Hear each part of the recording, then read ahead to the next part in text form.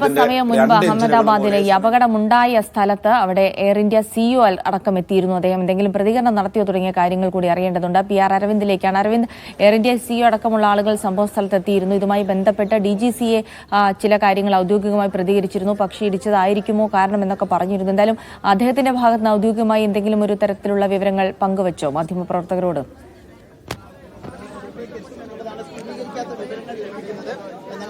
ജിൽസി, അല്പസമയം മുമ്പാണ് air India CEO ആയ കാമ്പൽ വിൽസൺ ഇപ്പോൾ ഈ സ്ഥലത്തേക്ക് എത്തിയത്. അദ്ദേഹം പ്രതികരിക്കാൻ തയ്യാറായിട്ടില്ല. അദ്ദേഹം ഇപ്പോൾ ഈ അപകടം നടന്ന സ്ഥലത്തേക്ക് പോയിരിക്കുകയാണ്. കൃത്യമായ ഒരു സാഹചര്യം വിലയിരുത്താൻ തന്നെ അദ്ദേഹം നേരിട്ട് എത്തിയിരിക്കുന്നു. കാരണം എയർ ഇന്ത്യയെ സംബന്ധിച്ചിടത്തോളം അവരുടെ പ്രധാനപ്പെട്ട ഒരു വിമാനമാണ് എയർ ഇന്ത്യ 171 ഡ്രീം ലൈൻ എന്ന് പറയുന്നത്. അപ്പോൾ ആ വിമാനത്തിന് എന്താണ് പറ്റിയത്, അല്ലെങ്കിൽ എങ്ങനെയാണ് ഈ അപകടം ഉണ്ടായതെന്നുള്ള കാര്യത്തിൽ നേരിട്ട് തന്നെ ഒരു വിലയിരുത്തൽ എയർ ഇന്ത്യയുടെ ഭാഗത്തു നിന്നുണ്ടാകുന്നു. സിഇഒ തന്നെ ഈ അപകട സ്ഥലത്ത് നേരിട്ടെത്തി ഈ സാഹചര്യം വിലയിരുത്തുകയാണ്. എന്തായാലും ഈ വിലയിരുത്തലിലും അതുപോലെ തന്നെ പരിശോധനയ്ക്കൊക്കെ ശേഷം കൃത്യമായ പ്രതികരണം ഉണ്ടാകുമെന്ന് തന്നെ നമ്മൾ പ്രതീക്ഷിക്കുന്നുണ്ട്. കാരണം ഇപ്പോൾ അദ്ദേഹം പ്രതികരിക്കാൻ തയ്യാറായിട്ടില്ല. അദ്ദേഹം അകത്തേക്ക് പോയിരിക്കുകയാണ്. എന്തായാലും വലിയ രീതിയിലുള്ള പരിശോധനയാണ് ഈ മേഖലയിൽ തുടരുന്നത്. DGCA അതുപോലെ തന്നെ എയർ ഇന്ത്യയുടെ അടക്കം ഉദ്യോഗസ്ഥർ ഈ മേഖലയിലേക്ക് എത്തിയിട്ടുണ്ട്. ഇന്നലെ രാത്രിയും പരിശോധനകൾ പുരോഗമിച്ചിരുന്നു. ആ ബ്ലാക്ക് ബോക്സ്, കാരണം പിൻഭാഗത്തുള്ള ബ്ലാക്ക് ബോക്സിന്റെ ഭാഗം മാത്രമാണ് ഇപ്പോൾ ലഭിച്ചിട്ടുള്ളത്. കോക്പിറ്റിൽ നിന്ന് അടക്കമുള്ള ബ്ലാക്ക് ബോക്സിന്റെ ഭാഗങ്ങൾ ലഭിക്കേണ്ട ഒരു സാഹചര്യമുണ്ട്. കാരണം ഈ കോക്പിറ്റിനുള്ളിൽ ഈ അവസാന നിമിഷങ്ങളിൽ എന്തൊക്കെ സംഭാഷണങ്ങളാണ് നടന്നതുള്ള കാര്യത്തിൽ കൃത്യമായ ഒരു വ്യക്തത വരേണ്ട ഒരു സാഹചര്യമുണ്ട്. എയർ ട്രാഫിക് കൺട്രോളിലേക്ക് അപായ സൂചന ലഭിച്ചിരുന്നു എന്നുള്ള വിവരങ്ങളുണ്ട്. അപ്പോൾ ബാക്കി എന്തൊക്കെ വിവരങ്ങളാണ്, അല്ലെങ്കിൽ എന്തൊക്കെയാണ് ഈ അവസാന നിമിഷത്തിൽ സംഭവിച്ചെന്നുള്ള കാര്യത്തിൽ കൃത്യമായ വ്യക്തത വരണം. ബ്ലാക്ക് ബോക്സിൽ കണ്ടെത്തിയതിനു ശേഷം ബാക്കി നടപടിക്രമങ്ങൾ, കാരണം ഇത് കൃത്യമായി ഡീകോഡ് ചെയ്ത് എടുക്കേണ്ട ഒരു സാഹചര്യമുണ്ട്. ഏകദേശം 10 ദിവസം മുതൽ 15 ദിവസം വരെ ഇത് എടുക്കുമെന്നതാണ്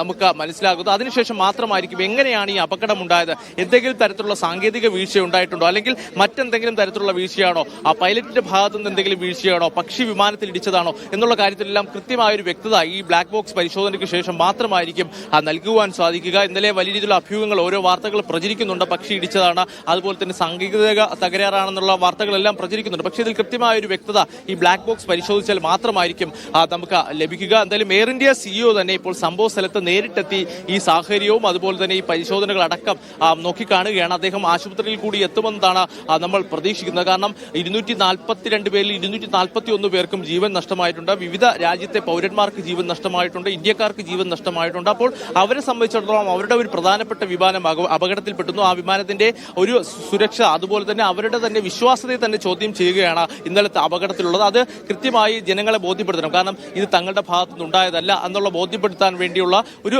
ശ്രമം കൂടിയാണ് എയർ ഇന്ത്യയുടെ ഭാഗത്തുനിന്ന് നടക്കുന്നത്. എന്തായാലും സിഇഒ തന്നെ ഇപ്പോൾ ഈ അപകട സ്ഥലത്തെത്തി ഈ സാഹചര്യം നേരിട്ട് നിരീക്ഷിക്കുകയാണ്. 265 മരണമാണ് ഇപ്പോൾ ഈ അപകടവുമായി ബന്ധപ്പെട്ട് സ്ഥിരീകരിച്ചിരിക്കുന്നത്.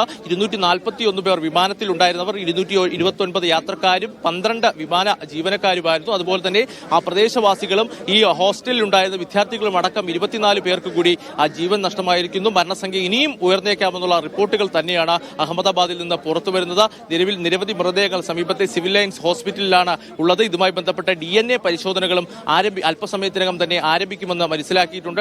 മെഡിക്കൽ കിറ്റുകൾ അടക്കം ഈ മേഖലയിലേക്ക് എത്തിച്ചുകൊണ്ടാണ് പരിശോധന നടത്തുന്നത്. എത്രയും പെട്ടെന്ന് തന്നെ DNA പരിശോധനകൾ പൂർത്തിയാക്കി ആ മരണപ്പെട്ടവരുടെ കുടുംബങ്ങൾക്ക് മൃതദേഹങ്ങൾ കൈമാറുള്ള നടപടികൾ ആരംഭിക്കുമെന്ന് തന്നെ സർക്കാർ വ്യക്തമാക്കിയിട്ടുണ്ട്. എന്തായാലും കേന്ദ്ര സർക്കാർ അതീവ ഗൗരവത്തോടെ തന്നെയാണ് വിഷയത്തെ കാണുന്നത്. ഇന്നലെ അപകടം നടന്നതിന് തൊട്ടു പിന്നാലെ തന്നെ ആഭ്യന്തരമന്ത്രി അമിത്ഷാ ഈ മേഖലയിലേക്ക് എത്തിയിരുന്നു. അല്പസമയത്തിനകം തന്നെ 9 മണിയോടുകൂടി പ്രധാനമന്ത്രി നരേന്ദ്രമോദി കൂടി ഈ സ്ഥലത്തെത്തി സാഹചര്യം നിരീക്ഷിക്കും. അദ്ദേഹം കൃത്യമായി ആശുപത്രിയിൽ കൂടി എത്തി പരിക്കേറ്റവരെയും നേരിൽ കാണുമെന്നതാണ് നമുക്ക് മനസ്സിലാകുന്നത്. ജിൽസി, ശരി, എന്തായാലും വിവിധ തരത്തിലുള്ള അന്വേഷണങ്ങൾ പുരോഗമിക്കുന്നു. ഒപ്പം തന്നെ ആഭ്യന്തരമന്ത്രി അമിത്ഷാ ഉണ്ട്. ഒപ്പം തന്നെ പ്രധാനമന്ത്രി നരേന്ദ്രമോദിയുടെ അല്പസമയത്തിനകം തന്നെ സംഭവ സ്ഥലത്തേക്ക് എത്തിച്ചേർന്ന് അവിടെ ചികിത്സയിലുള്ള ആളുകളെ കാണുകയും സംഭവ സ്ഥലം നേരിട്ട് സന്ദർശിക്കുകയും ചെയ്യുമെന്നുള്ള വിവരങ്ങൾ കൂടി ലഭിക്കുകയാണ്.